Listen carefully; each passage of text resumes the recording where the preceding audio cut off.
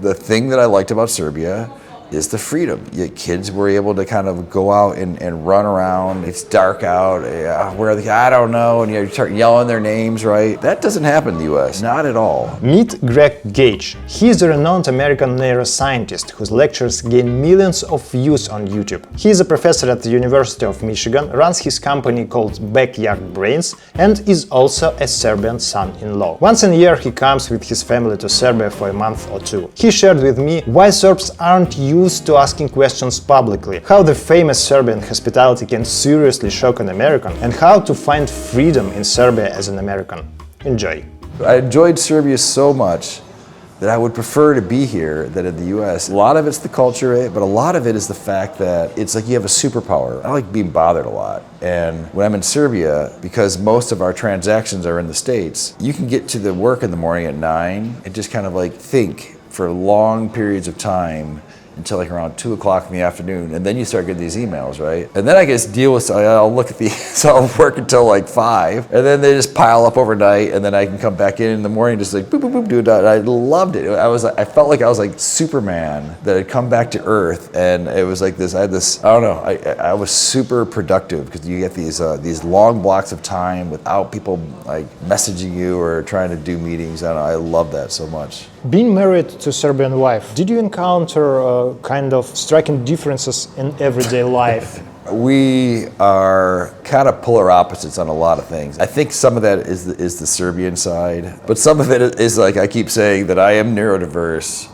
I'm on the spectrum, I have ADHD, and then, so that comes with its own challenges in relationships. But I find that difference, the fire in her belly, the emotional, like, it's just a deeper thing than I've even seen in my family. And it's a passion, it's a true passion for things, right? And that's what attracted me, right, to my wife. There's a lot of people in the US that don't have hobbies, right? They just, they work. But when my wife would want to take up a hobby, she wouldn't just take it up. She would really want to get like, she's a photographer, and she took a photographer, and she would she would develop it, and she would like, I always joke that she does the MFA lean. And she like leans into the, she gets, and you look at her Instagram, man, it is beautiful. It's so well done, right? Because when she's curious about something, she wants to become really, really good at that thing, and that's the passion, and that's the passion that really drew me to her. I like people who have passion. I like people who are curious about the world and want to use their intelligence to kind of like not just to absorb it, but then to kind of give back and be creative and do things with it, right? And I think that's what I see in the Serbian culture a lot. I think Russians have that as well. It's like my wife always says like Russian literature is the best. And the other thing I've noticed is that I'm mostly happy, I would say, but I'm more kind of like okay with just being all right, right? Whereas I feel like with my wife, she has these terrifying lows and dizzying highs, and I think her philosophy is that you can't always be happy. Like, what are you talking about? You always be happy, right? And so she's often not very happy, but then when she's happy, it's like this huge switch that goes back and forth. And I've heard Lex Friedman talk about, he's Russian, right? And I've heard him explain it as it's kind of like, in order to feel life, you need to be feeling the lows. And if you don't feel the lows, you don't feel the highs, right? And so you want to be in the lows as much as possible. The Serbian culture, as an American, drives me absolutely crazy sometimes. It's like we host parties, and the idea if a guest comes in your house, you gotta like throw food at them. We had a birthday party for my kid. My kid wanted to have like a certain type of food, so I got food, and there was like 2 left over. I was like, God, man, that was awesome. And Sonny was so pissed, like, you didn't get enough, because like the idea of having just a little bit of food, that meant someone may have held back because there wasn't enough, right? So there's like this idea of like just really treating your guests like kings. Anyway, maybe that's all right, but I find it a bit wasteful. As an engineer, it's not optimal to do that. But the idea of like thinking about your guest and putting their needs in your mind and be able, I don't know, that's not something that we do in America that well. The idea that you would actually plan ahead for somebody, that just is not heard of in my life, right? And I suspect that's the cultural difference, that the guest is king type of thing. And it does cause a lot of fights, because I don't think it's optimal. Because when they leave, we've got all these options that we don't eat, but they're sitting there. But My wife's parents have passed, and so when we come back, we live where she grew up. So we have our komshinica, the lady next door. And I remember being shocked by that. Like this neighbor just opens the door and comes in, grabs some stuff and says hello. Anybody you're gonna knock? It's just like kind of a weird thing.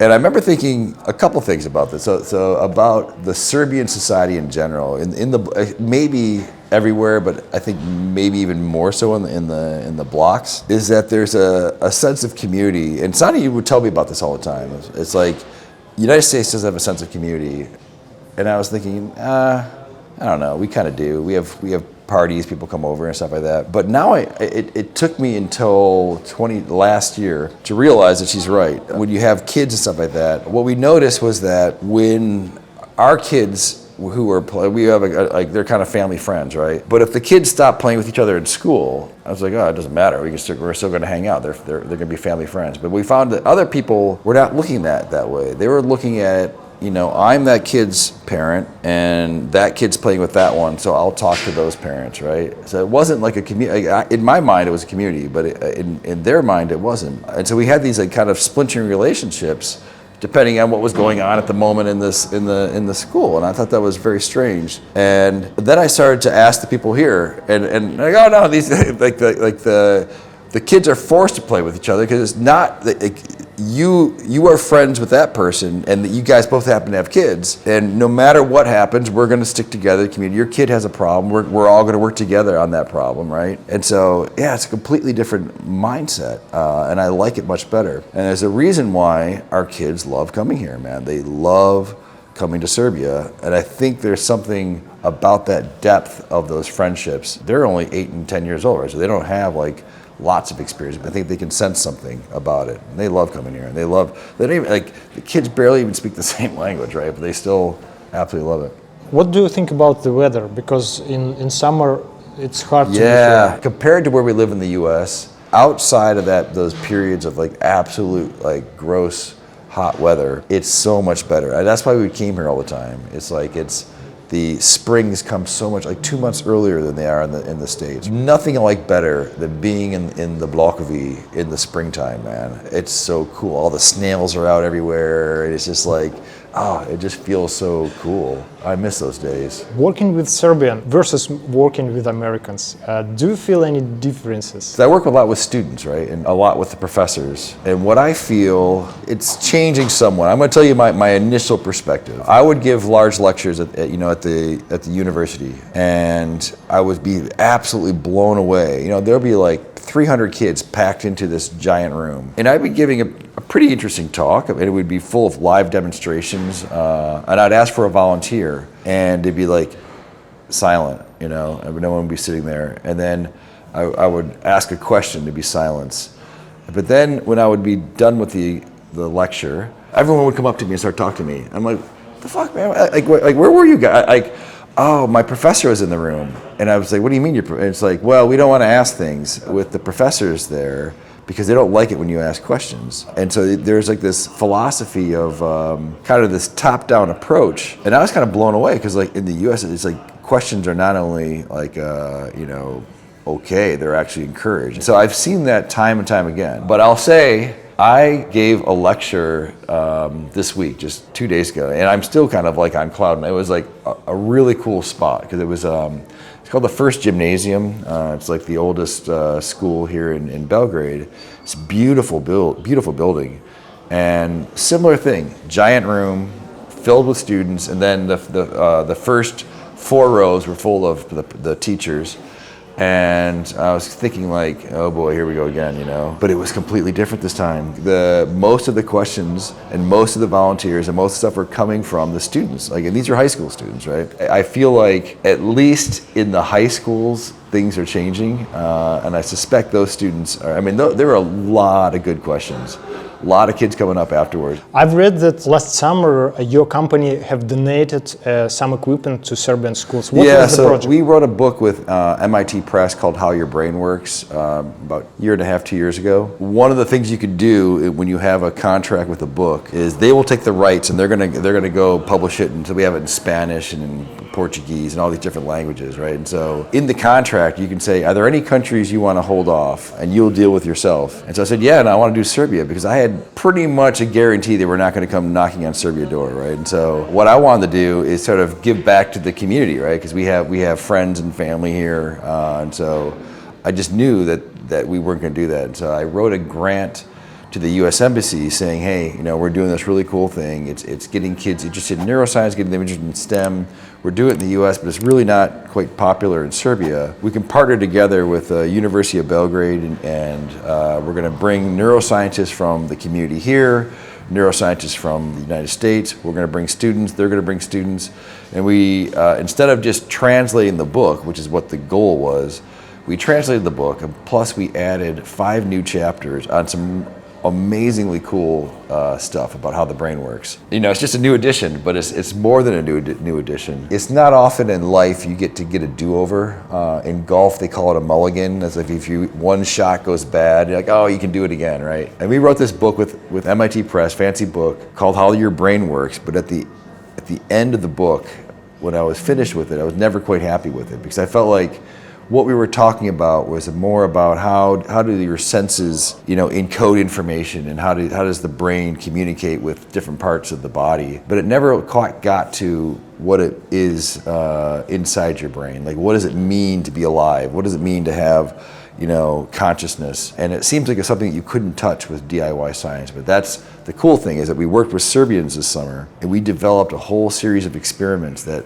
I think really describe what it is that we're actually feeling. And we've done some pretty amazing stuff here. I just have remembered one of your very interesting thoughts about safety culture in US versus safety culture in Serbia. Yeah. Can you elaborate? It absolutely drives me crazy. In the US, like if you were to ever let your kid go without a bike helmet, or you yourself not ride with a bike helmet on, like down the street, like you are looked at as if it's like if you're insane or something like that. That, to me, I find that the bike helmet is more of a virtue signaling than actually safety. If you look at the statistics on it, if you wear a bike helmet, you're more likely to get injured than if you don't, right? Why is that? I don't know. It could be that you have a sense of security, or just that most injuries are not about the head, right? It's a proven fact that that's true, but it doesn't matter. With children, it's insane. The era that I grew up in, we could go walking anywhere. It didn't matter. I'd go walk down to the drugstore and buy some gum and come back, and my mom and dad didn't know where I was, right? But now parents want to know everywhere their kids are.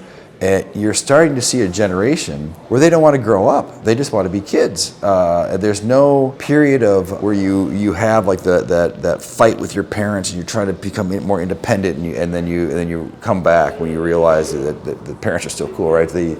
That period of development never happens. And so what we have is like a very infantile society of kids, right? And it's because the parents are all too afraid to let the kids actually grow up. And so we have all of our kids, friends, they all have these Apple Watches and the devices, and so they're always in touch. And like one kid would not go home, lives a couple blocks away, because his Apple Watch ran out of battery, and he wasn't. How am I going to reach my mom and dad? I'm like, dude, you got to learn how to do this, man. The thing that I liked about Serbia is the freedom. Kids were able to kind of go out and run around, and like it's dark out. Where are they? I don't know. And you start yelling their names, right? That doesn't happen in the U.S. Not at all. The idea of child abductions, like the idea that your kid is going to get taken by a stranger, is so profound in the U.S. And it's not backed up by data. Nobody's picking it up because the amount of child abductions have completely plummeted, right? So the idea that you're protecting your kid it's insane. No, it absolutely drives me crazy. The safety in the U.S. has gotten so insane to the point where I have an outdoor cat. The school will call me, hey, your cat's in our yard. Can you come pick it up? I'm like, cat's super chill. Like, kids can pet the cat. Which I was like, no, but you don't understand. I'm gonna go pick up my cat, and this is the fear that we have now. That like a little house cat that's coming in and getting pets from kids is a safety risk, and you can get canceled because of it, right? Like this kind of this groupthink mentality, and it's gross because I'm like, and it's comes in these camps, and I blame the social media. Not so much social media, the algorithms for social media. So one of the things that I do as a neuroscientist, I'm focused on attention, right? Through social media, through maybe by completely benign engineers who had no idea they were going to do that. They just wanted to optimize people staying on the screens, right? And so what they had to do, they had to optimize attention. And so humans are really kind of prone to that, right? So that we have little psychology hacks that it's easy to do. And one way to do that is to give them a little bit more information than what they are asking for in the last video, right? And then pretty soon you get these people kind of sliding into the sides, right? And then you get what we have right now, which are like two completely different mindsets. Not even, and they don't even have the same facts, right? Facts don't matter now as much as opinions. On the left, where I am, I feel like everybody's insane, but it's the only thing that's worse is the people on the right, right? So it's like, I think the next generation might figure it out when they see what their parents are doing, and then they're going to start to enact some laws that will, like, I suspect in the future we're not going to have these devices, and we're going to look back at this period and say, oh my God, what the fuck do we do, as a society? And it's funny, this is a relatively newer philosophy. Like, my kids had devices when they were younger, but they don't anymore. They don't want to leave, and I'm trying to push them out so that they can go. And my daughter broke her arm last year for doing something stupid, and I was kind of happy. I was like, yes, you're being risky a bit, right? We're not like completely doing heroin and stuff like that, but she's just doing like stuff that you're supposed to do as a kid that is completely frowned upon. And I feel like if you don't get to live a life full of risks, right? I mean, calculated risks, but yeah, no, it's amazing. And in my company, I'll get parents that will email me and set up the reason why their daughter will be emailing me, and then the daughter emails me. I'm like, what are you doing to that kid? They're gonna think that they're doing something and it was really easy, but you did that for them. It's like the bulldozer coming through, getting rid of all the problems. And the parents will email me all the time trying to get them to help their kids. I'm like, how old are your kids? They're in high school. I stopped doing the summer program in 2019 because the students that were coming on just wanted to be told what to do all the time. They didn't feel like they could think of something on their own and do something, right? And it was getting progressively worse. I noticed that the kids were drinking less and less, and they were drinking these little juice boxes, like college kids. And I'm thinking like, okay, and it's not that I don't want it to be like Animal House and a big party, but I think what bothers me about that is what bothers me in the research lab is it's a lack of risk, right? If I had a beer, I might act as, I don't know what it is, but they feel very much they need to be in control and always be acting in a way that is acceptable by society. The other reason why I rebel against it is that we are a very DEI society. This is diversity, equity, inclusion. And we will fight for, and there's nothing wrong with that, but what's wrong with it is the kind of the mentality of it, right? There are certain things that you fight for, but neurodiversity, being on the spectrum, is not one of them, because you could say the wrong thing. That happened to my daughter. It happens to me. You say the wrong thing, and all of a sudden, it doesn't matter anything that you did before and all the good that you're doing for the community, you have to be canceled because of that thing, right? And so, I look back at history and I look back at like Schottky, he invented the transistor, or like Watson, who invents DNA. And if they were alive today and they were at the university and they said, our society would be, those are the two things, right? The unlocking of technology in the solid state stuff to build computers, and the unlocking of the human genome are the two things that really set apart, and that's where society exploded, right? And if you remove those, and I'm telling you, it's the people on the spectrum that are thinking of these weird things, right? They're the ones that are doing it, and these are the people that have a target on their back, and they're going to be canceled by the people who don't like what you're saying, right? Yeah, it's very concerning to me what's happening, and it's more concerning to me what's happening in my university, right? At the University of Michigan, where, I can't say this, Greg, but I agree with you, but they're like, and I'm in the same boat. I should say more than I do, and I don't, because you don't want to deal with the trouble that comes with it, right? And so they always talk about that famous, like, in like the Netherlands, and you're hiding some Jews in your house, and the Nazis are coming to knock on the door. you feel like you would protect those people. Everyone wants to say that they would, right? I'm not so sure I would, because I feel strongly about these opinions, but in moments where I have to say something, I don't. And it's because of this fear of the repercussions. The cancel culture is so bad, and it causes so much damage in your life that you don't do it, and so you suppress things, and that's what's bothering me about that, and I feel it every day. What do you think US can learn from Serbia? Oh man, a lot. You know, it's funny, I think it goes both ways, right? There are certain things that the US does well, and one of them was the education system, I think is slightly better. I have to say one thing about that, because I don't know why, but like all of the engineers that we have are awesome. The technical schools here produce really good people, right? And it blows me away, because it's the same education system that I'm talking about before, where everyone's kind of a top-down approach, right? Maybe when it comes to solving like specific quantitative problems that you can do that, right? But when it comes to asking more creative questions, it becomes an issue. But anyway, but I will say that I feel like how we teach in the US science and STEM might be better. If we could have a community like Serbia has, my life would definitely improve. I mean, I think that's what my wife likes to say: when you have a community, you don't get depressed. And the reason why that is that you have, when you're down, you share the load with your friends and colleagues, and they're helping you out and stuff like that. In the US, when you're down, you kind of retract yourself to yourself, right? Because you don't have that community.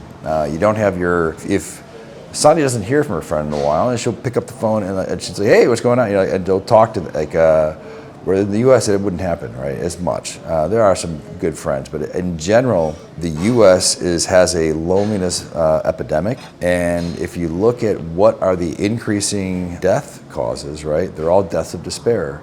Suicide, fentanyl, and other type of overdoses are dramatically on the rise, right? And I blame that specifically on not having. People think this is the community, right? But these people don't give a shit. They're just like, this is fake. But the Serbs know how to do that, right? And I'm hoping that the new generation, which is on the phones, can continue that on. What I didn't realize is how fragile that was, right? Maybe our culture never had it to begin with. I'd like to think I had it, but maybe not. I still talked with my high school friends, but I'm not that close with them, right? So it's different than it is in Serbia. So I think there's a lot we can learn culturally about that. And I don't know how you can do that. It's not something that's taught, right? It's something that you live in. Until it happened to me, until this thing happened like last year, where I'm like losing friends that I thought were friends, that I finally get it. It takes me a while to understand things. It took me like 13 years to figure out what the community was. And I missed that, you know. We tried to build one. It's hard to build one, because it's like when people don't have that mindset, they don't get that it's not just a tit for tat. You know, you're trying to help each other out. That's the difference. And I think that one, if people thought more about helping others rather than, hey, if I do this for you, we do this for me, I think we would all be happier.